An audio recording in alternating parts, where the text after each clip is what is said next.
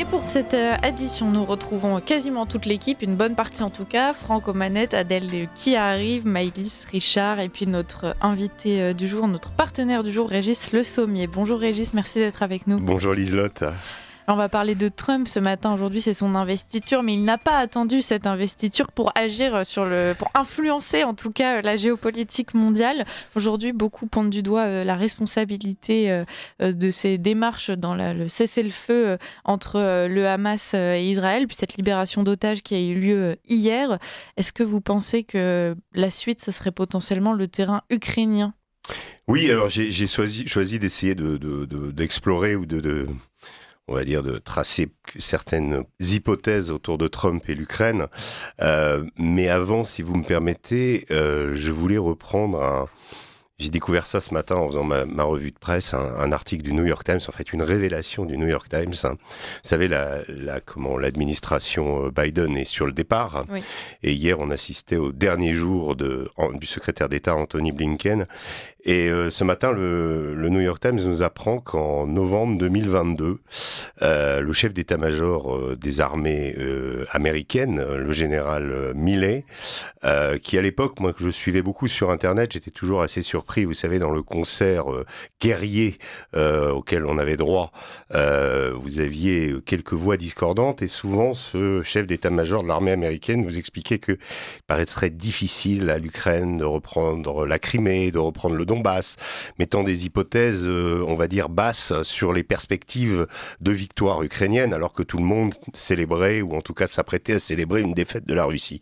Et le New York Times nous apprend qu'en fait, en réalité, le Pentagone, et avec donc le général Milley, en novembre 2022, avait opté pour une négociation. Alors tout de suite, ça fait tilt, ça rappelle Boris Johnson empêchant un accord à quelques mois du déclonchement du conflit en Ukraine. Boris Johnson était intervenu auprès des Ukrainiens pour les empêcher de signer un accord de négociation avec la Russie et donc la guerre s'était poursuivie. Et là, on apprend que le secrétaire qui est le chef de la diplomatie américaine, la personne censée trouver des hypothèses, on va dire pacifique dans une crise, essayer de sortir, en tout cas d'essayer de marquer l'histoire en avançant vers la paix. Moi, c'est ce qu'on imagine. Eh bien non, Anthony Blinken a poussé pour continuer le conflit contre l'avis du chef d'état-major de l'armée américaine. Et donc voilà, on se retrouve aujourd'hui avec quelqu'un qui, je ne sais pas, personne ne peut dire exactement combien de morts combien de soldats sont tombés côté ukrainien et côté russe depuis novembre 2022, mais sans doute quelques centaines de milliers. Et donc voilà, on fait place nette aujourd'hui à cette administration, c'est fini. Trump, lui, a promis d'apporter des négociations. Là, donc, on va rentrer dans le vif du sujet. Ces négociations, eh bien, elles paraissent quand même assez difficiles. Alors, il y a cette première victoire, vous l'avez signalé, ou cette première, en tout cas, bonne nouvelle pour l'administration Trump. Trump avait promis la libération des otages au moment de son investiture. 3 otages ont été libérés hier. Le processus va s'étaler sur 42 jours. Donc, il va être long, avec d'hypothétiques aussi entorses, peut-être des retours en arrière, bref, tout ça est suspendu à beaucoup de paramètres, mais en tout cas on y est. Sur l'Ukraine, le vrai problème me semble qu'on est aujourd'hui à un état d'épuisement de l'armée ukrainienne. Alors encore une fois, par rapport à ce que je vous ai dit tout à l'heure sur Blinken, c'est quasiment sidérant de comprendre que l'Amérique a véritablement sacrifié l'Ukraine. Moi, j'avais écrit un livre qui s'appelait « Jusqu'au dernier Ukrainien ». Quand je l'ai sorti au moment du premier anniversaire de la guerre, on m'a dit « Mais attends, non, t'y es pas du tout, c'est pas ça qui se passe, etc. » Mais en réalité, si. On comprend bien que l'Amérique, dans des buts géostratégiques d'affaiblir la Russie, dans des buts économiques aussi, a sacrifié l'Ukraine. Et donc là, Trump veut arrêter le massacre. Il le dit à chaque fois régulièrement. Il dit il y a des centaines de jeunes hommes qui meurent tous les jours là-bas, et il veut arrêter ça. Et Le problème, c'est que là, l'épuisement de l'Ukraine est en faveur de la Russie. Je l'ai déjà dit plusieurs fois, mais là, encore une fois, on est dans un processus où il y a 5 villes probablement qui vont tomber dans le Donbass.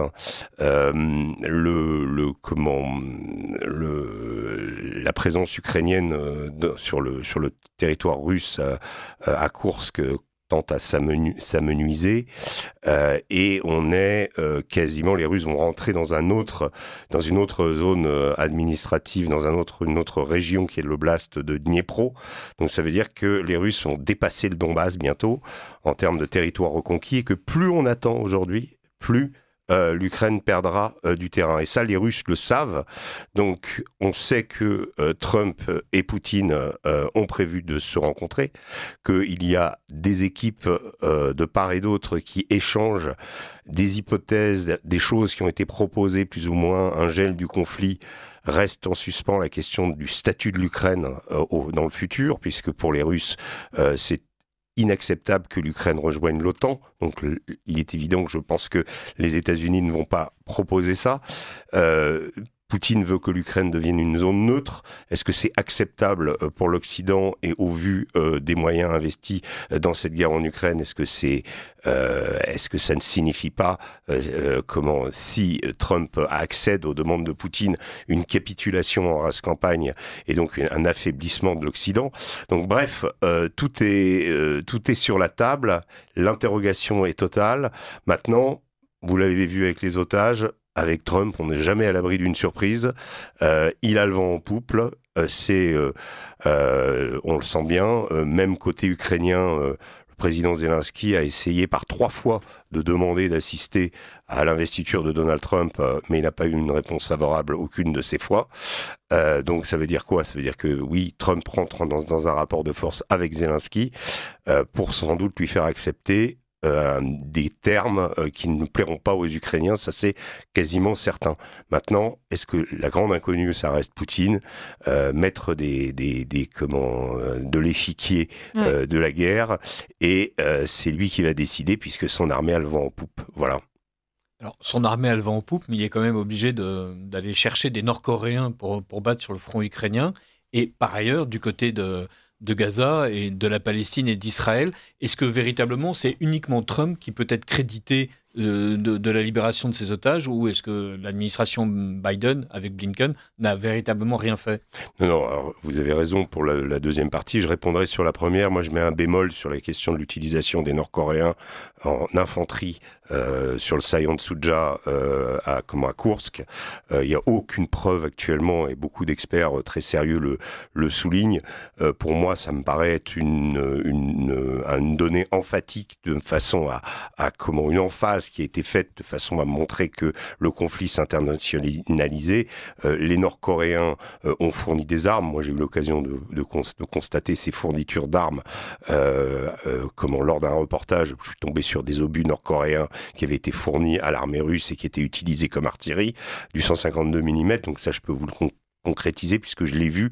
Maintenant, sur la question de l'utilisation des troupes, il y a certainement des instructeurs, peut-être des forces spéciales, mais 10 000 soldats nord-coréens, il n'y a aucune preuve là-dessus. Je pense que c'est un argument qui a été utilisé pour que l'administration Biden puisse autoriser Zelensky à frapper, à utiliser les attaques MS, les Storm Shadow et les missiles Scalp français dans la profondeur contre la Russie. Ça a été une des étapes et immédiatement après, quand on nous a annoncé l'arrivée de ces Nord-Coréens, moi j'étais à Koursk à ce moment-là, eh bien on a vu les attaques de missiles dans la profondeur. Les deux n'ont rien changé. Donc que ce soit les Nord-Coréens, il n'y a pas eu vraiment d'évolution sur ce front-là en particulier. Et puis, je vous dis, pour moi, ça me paraît très difficile d'utiliser 10 000 soldats qui n'ont pas la formation militaire des Russes, ni l'expérience, au bout de 2 ans de guerre, enfin 3 ans de guerre. Les Nord-Coréens n'ont pas combattu depuis les années 50. Maintenant que Kim Jong-un est envoyé une certaine de ses troupes pour les aguerrir, pour leur faire obtenir une expérience, oui, mais dans ce cas-là, je pense que c'est plutôt des volumes beaucoup plus petits, voire des gens qui sont à la manœuvre pour les missiles nord-coréens, parce que ça, au-delà des obus nord-coréens, il y a aussi des missiles nord-coréens qui ont été fournis. Il y a une coopération militaire, il y a un accord militaire. Maintenant, je mets très très en doute l'idée de l'utilisation de 10 000 nord-coréens sur le Sayan Tsuja. Ensuite, pour ce qui est de Gaza, vous avez raison de souligner le travail qui a été fait par l'administration Trump. Si on considère qu'aujourd'hui, les termes de l'accord qui a été signé sont quasiment les mêmes que ceux qui étaient déjà sur la table il y a 3 mois. Alors on peut accuser diverses parties d'avoir retardé cette échéance, de ne pas avoir voulu continuer la guerre, ou d'avoir voulu continuer la guerre, pousser son avantage peut-être pour les Israéliens sur le terrain, pour le Hamas peut-être continuer le chantage autour des otages. Bref, en tout cas, tout était déjà sur place. Maintenant, ce qui s'est passé avec Trump, vous savez, c'est l'aspect psychologique, le côté déterminant. Trump arrive, il fait peur jusqu'aux ennemis de l'Amérique. L'Iran, je vous donne cet exemple, a décidé d'ajourner les frappes de riposte qu'elle avait prévues sur Israël à la suite de l'attaque israélienne du 26 octobre dernier. L'Iran a dit nous ne frapperons pas en attendant l'élection de Trump pour donner une chance à la paix, et le président iranien s'est déclaré prêt à rencontrer Donald Trump. Donc vous vous rendez compte quand même, on passe quand même d'une situation de quasi-guerre entre l'Iran et l'Amérique à une situation où l'Iran se dit attention, avec celui-là, on en a très peur, mais il y a peut-être aussi moyen de négocier. Voilà. Et donc c'est très important, je pense, ce caractère psychologique où Trump a pu faire pression sur les deux parties. Il n'a pas fait pression que sur le Hamas et ses alliés, il a fait pression aussi sur Netanyahou.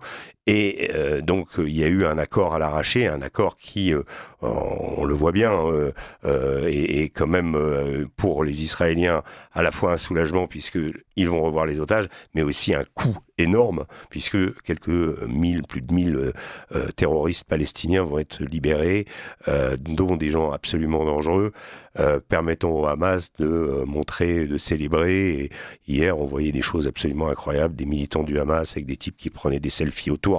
Bref, une espèce d'atmosphère et de parfum de victoire dans la bande de Gaza. Et donc ça, Israël voulait l'éviter. Israël n'a pas pu l'éviter.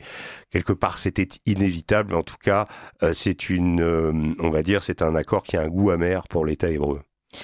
Quand vous dites que Donald Trump, la figure de Donald Trump fait peur et qu'en même temps elle est ouverte aux négociations, aux compromis, en l'occurrence, face à Vladimir Poutine, on ressent peut-être moins cette peur. C'est peut-être d'ailleurs quelque chose qui joue en faveur d'un point de vue strictement humain et psychologique. Est-ce que Vladimir Poutine a la sensation d'avoir enfin un interlocuteur à sa hauteur, quelqu'un qui, s'il ne peut pas admirer, au moins respecter pour la figure qu'il incarne?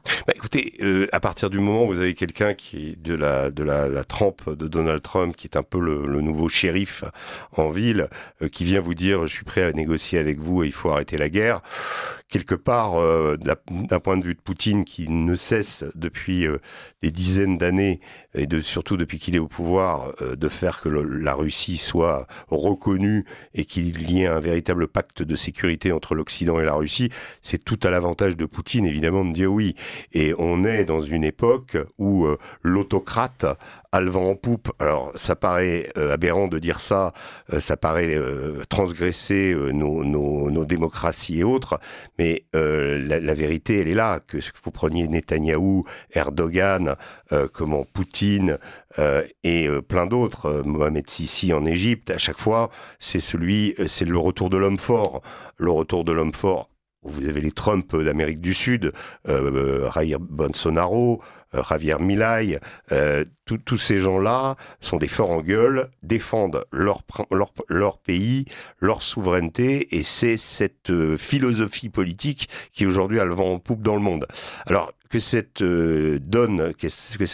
cette réalité dérange Madame von der Leyen, Emmanuel Macron et leurs amis, ça me paraît évident aussi. Ce que j'allais le dire, et la France et l'Europe au milieu de tout ça. La France et l'Europe, on peut dire oui, vous savez, On dit Trump arrive au pouvoir, il va nous forcer à regarder notre destin, à prendre en main notre destin, nous Européens.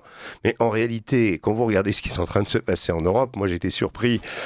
L'été dernier, je suis allé faire un reportage en Hongrie, par exemple. Je suis allé en Hongrie, vous avez des universités d'été, des divers partis politiques et des diverses organisations conservatrices, puisque la Hongrie se veut le pôle du conservatisme en Europe. Vous avez des Américains qui sont présents partout. Vous allez chez Giorgia Meloni, les Américains sont persona grata à Rome. Ils s'intéressent, je parle pas de n'importe quels Américains, je parle des Américains conservateurs, les think tanks conservateurs, les lobbies pro-Trump, etc., etc. Vous avez ce qui est en train de se passer en Europe, c'est que il y a un mouvement qui est en train de contourner l'Union européenne pour faire en sorte que, à l'image de ce qu'imprime Trump, les pays européens retrouvent leur souveraineté, notamment sur les questions migratoires. Viktor Orban a donné le là, mais il a été suivi aussi d'ailleurs par un gouvernement social-démocrate au Danemark. Mais quand vous regardez ce qui est en train de se passer, Giorgia Meloni, elle aussi, a pris en main le destin migratoire de l'Italie. Là, vous avez l'allié ou le bras droit de Donald Trump, Elon Musk, qui est en train d'intervenir quasiment directement dans les affaires intérieures britanniques, avec l'affaire des gangs de Pakistanais, qui est en train d'offrir une tribune à Alice Weidel, la présidente de l'AfD, qui est toute contente d'avoir une pub planétaire pour son mouvement juste avant l'élection de février, où elle risque de grignoter et peut-être de passer devant et de devenir la première chancelière de l'AfD en Allemagne. Donc on est face à des bouleversements. Il faut quand même que l'AfD a promis de sortir de l'Europe à partir du moment si Alice Weidel est élue, est désignée chancelière. Donc c'est un bouleversement énorme.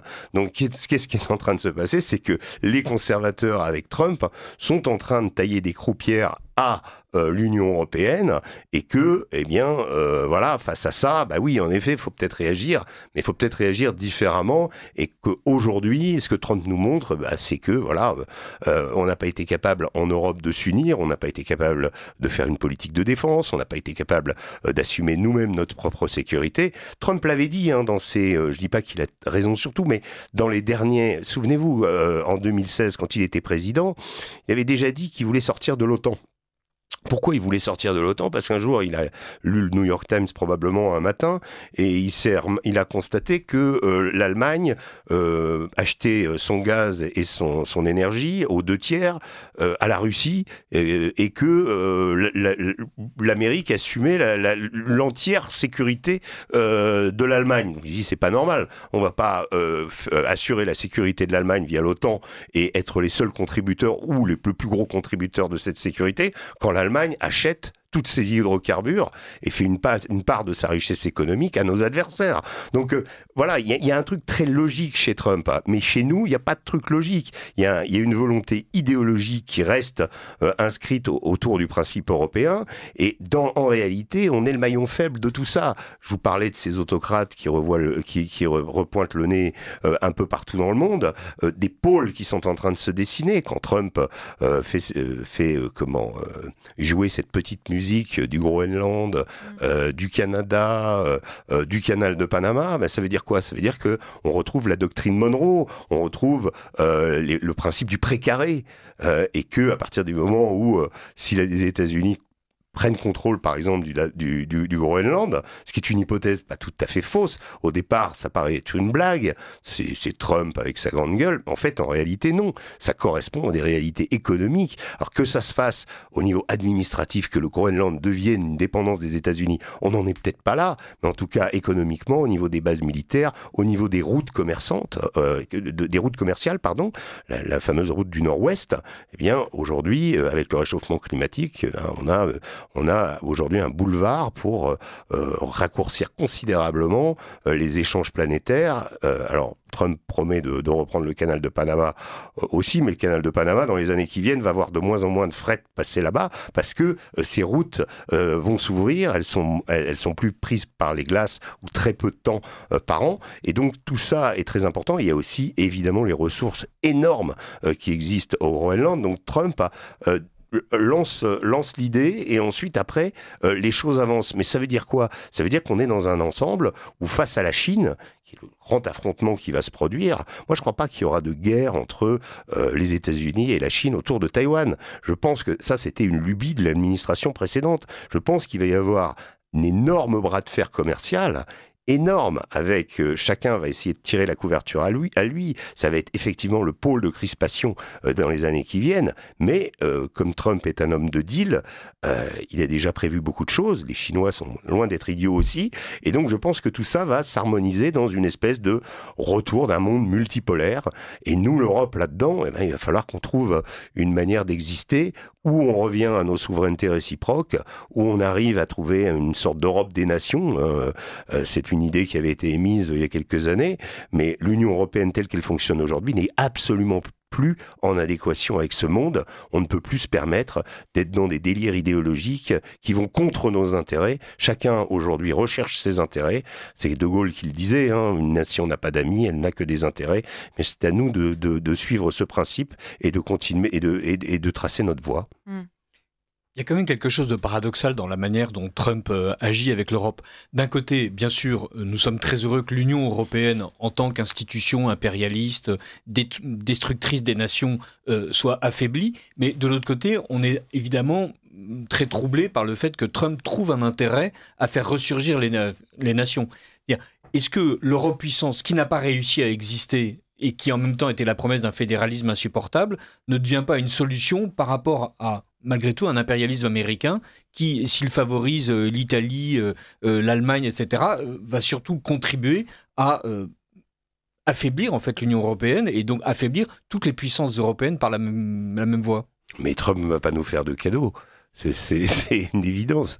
Il y a une chose incroyable, c'est que dans la droite française, enfin, je vois les déclarations qui sont faites autour de l'élection de Trump, on a l'impression que oui, tout le monde se réjouit presque de l'élection de Trump, mais bien que je mets quand même un petit bémol, c'est que avant le 5 novembre, les voix étaient plus des grands enthousiastes qui se sont manifestés après l'élection ne l'étaient pas avant forcément, et on a eu, en tout cas pour ce qui est des autres sphères politiques, de l'extrême centre à la gauche radicale en France, une vision de Trump professée notamment sur le service public comme étant un fasciste américain.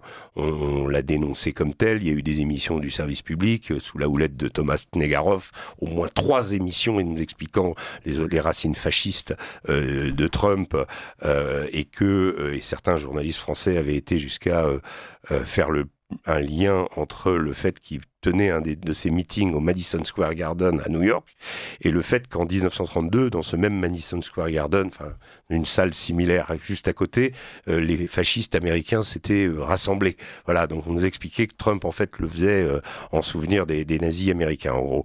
Donc bref, non, maintenant, oui, se réjouir de l'arrivée de Trump, et comme on l'entend, oui, dire nous allons devoir en effet repenser peut-être notre système politique, ça va nous coûter, ça va être, on est un peu, parce que l'Amérique va retrouver une croissance forte, notre croissance pour le moment elle est en berne, à tous les niveaux on est en recul, enfin je parle de nous la France, on est quand même dans une position où les intérêts du pays et sa prééminence dans le monde sont sérieusement ébranlés depuis quelques années.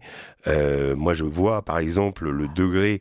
je vous donne simplement, je citerai personne, mais je suis souvent en contact avec des militaires et je note quand même chez eux une forme de désespoir par rapport à ce qui s'est passé avec l'Afrique.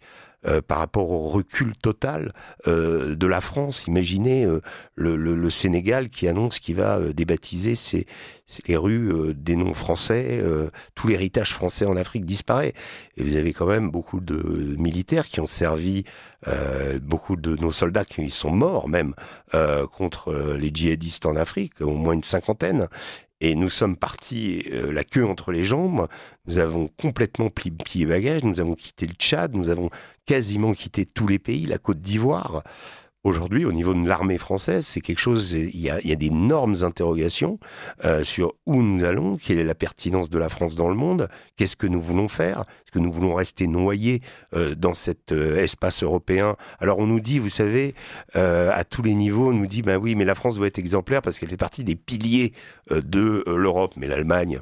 Elle s'en fiche. L'Allemagne, elle sait que l'Europe économiquement est à son avantage. L'Allemagne a tout fait pour détruire notre mix énergétique basé sur le nucléaire, parce que l'Allemagne n'avait pas la prééminence nucléaire, jusqu'à soutenir des lobbies pour essayer de faire reculer l'emprise de l'énergie nucléaire en France. Là, on a pris conscience, à la faveur de la crise en Ukraine et de la crise de l'énergie, que on avait un trésor qui avait été inventé par De Gaulle et qu'il faut le faire prospérer. Mais on a plein de choses comme ça qu'il faut faire prospérer. Or, on vit actuellement une période de recul de l'influence française, du fait français, et on a besoin beaucoup de revenir très rapidement sur nos valeurs, sur nos richesses finalement, et d'essayer de reconquérir et de reprendre l'initiative, parce que on va à l'inverse de ce que font les autres pays. Rendez compte, l'Italie, qui est maintenant largement inscrite sur la carte et qui, aujourd'hui, d'abord est en train, économiquement, de surperformer, mais aussi diplomatiquement, aussi, et ça, c'est pas Trump qui l'a fait, c'est Mélanie. Mélanie, à qui on ne donnait pas une chance au début. On s'est dit ensuite, ah oui, elle s'est faite, elle a été mise au pas par Ursula von der Leyen. Non, elle n'a pas été mise au pas par Ursula von der Leyen. Elle a compris qu'elle avait une carte à jouer, et elle a joué la carte de la souveraineté, et elle a joué la carte de son pays et de ses intérêts. Voilà. Et c'est ce que les Allemands vont faire. Je vous dis, moi j'ai écouté Alice Weidel, c'est assez clair. On dit, ah oui, la AfD, le parti d'extrême droite, on se gargarise toujours de ces termes en disant, oui, en plus c'est en Allemagne, donc forcément c'est des nazis derrière. Non, c'est des gens qui en ont assez de l'immigration de masse incontrôlée, qui veulent qu'on s'intéresse aux Allemands et qui ont comme souci la prospérité des Allemands. Mais ils sont totalement en phase avec ce que souhaite Trump. C'est pas étonnant que Elon Musk intervienne pour essayer de donner un coup de pouce, mais c'est pas ça qui va faire l'élection. Et je vous dis, on est dans un processus qui est en train de se mettre en place chez nos voisins. À nous de suivre un petit peu le tempo de l'époque et de nous mettre en phase dans cette nouvelle ère qui est en train de s'ouvrir. Au-delà de la géopolitique pure, on voit quand même qu'il y a une influence des États-Unis qui est déjà très forte en Europe. Là, on en a beaucoup parlé avec ces questions de liberté d'expression, de réseaux sociaux. Et c'est Fabrice Epelboin qui nous expliquait que les États-Unis pourraient potentiellement menacer de quitter l'OTAN si jamais notre politique à ce niveau-là ne convenait pas. Qu'est-ce que vous pensez justement de l'OTAN qui devient un outil, qu'il était déjà, mais cet outil de pression qui va bien au-delà des questions géopolitiques pures? Écoutez, si les États-Unis quittent l'OTAN, il n'y a plus d'OTAN. Enfin, si vous voulez, il restera des lambeaux, mais la réalité, c'est que l'OTAN, c'est le faux-nez des États-Unis depuis la fin de la Seconde Guerre mondiale. Est-ce que c'est quelque chose qu'on doit craindre ? Non, mais Trump va nous demander de mettre la main à la poche, ça c'est clair, d'augmenter nos budgets militaires et de, quelque part aussi, suppléer à ce que les États-Unis faisaient en Ukraine. Et là aussi, on va se retrouver dans une situation où on va devoir continuer ce conflit. Si ce conflit continue, s'il n'y a pas de négociation, mais il faut être clair, continuer le conflit en Ukraine, continuer à soutenir l'Ukraine si les États-Unis ne soutiennent pas, c'est peine perdue. On va donc assister, les États-Unis auront quelque part donné le là de ce conflit avec l'administration précédente, et doubler la mise en disant on continue pendant 1 an, 2 ans, 3 ans pour tenter d'affaiblir la Russie, puis une fois qu'on s'est rendu compte que le souhait du départ ne s'est pas réalisé, eh bien on se retire. C'est assez classique de la part des Américains, en souvenir de l'Afghanistan après 20 ans de guerre, on repart, le Vietnam également. Une fois que le jouet est cassé, souvent les États-Unis s'en vont. Nous, là, on va nous demander de prendre la place. Est-ce qu'on en a les moyens? Est-ce qu'on en a la volonté? Est-ce que finalement continuer un conflit comme ça qui nous a coûté énormément? nous a coûté finalement a coûté à l'Europe, l'a affaibli de façon drastique. La crise économique en Allemagne est une réalité directement liée au conflit en Ukraine. Le plastiquage du pipeline Nord Stream a été une catastrophe pour les Allemands.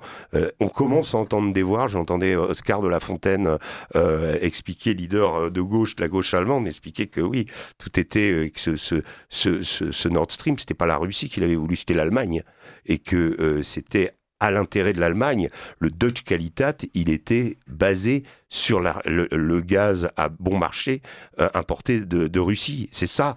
Et une part de l'économie allemande reposait là-dessus. Aujourd'hui, eh bien, l'Allemagne a sacrifié. C'est assez incroyable d'ailleurs, sans vraiment demander de commission d'enquête, mais sur qui a plastiqué Nord Stream. Et quand on se rend compte, bon. Il y a assez peu de doutes. Le Washington Post est venu avec une enquête formidable là-dessus, que ce soit, bon, expliquant que ce sont des Ukrainiens, mais si c'est des Ukrainiens, c'est forcément des Américains derrière. Donc, il y a assez peu de doutes. Donc, l'Allemagne a été obligée d'avaler une couleuvre énorme que son principal allié, les États-Unis, ait plastiqué son cordon ombilical au niveau de l'énergie. C'est quand même assez fou ce qu'on a fait avec cette guerre en Ukraine. Je vous rappelle qu'au départ, on nous expliquait que c'était Poutine qui avait plastiqué son propre pipeline. Hein. Voilà. Mais donc, on a vu des choses absolument aberrantes et voilà, et on assiste à un nouveau suicide de l'Europe en direct. Mais il faut se réveiller. Alors, je vous dis, en Allemagne, ça commence à faire son chemin. Des politiques, et les Allemands se disent, mais attendez, mais pourquoi on a fait ça? Il vous reste 3 minutes, Richard Dessay, si vous avez une dernière question. Le LA Progressive Shooters, donc le club des tireurs progressistes de Los Angeles, voit affluer un nombre incroyable de transsexuels qui décident de s'armer contre Trump. Est-ce que, alors qu'on a l'impression que les wokistes sont évidemment anti-armes et que les transsexuels sont en train au contraire de bénéficier d'un club de tir réservé aux progressistes, est-ce que ça ne signifie pas à quel point on ne comprend rien aux États-Unis en fait?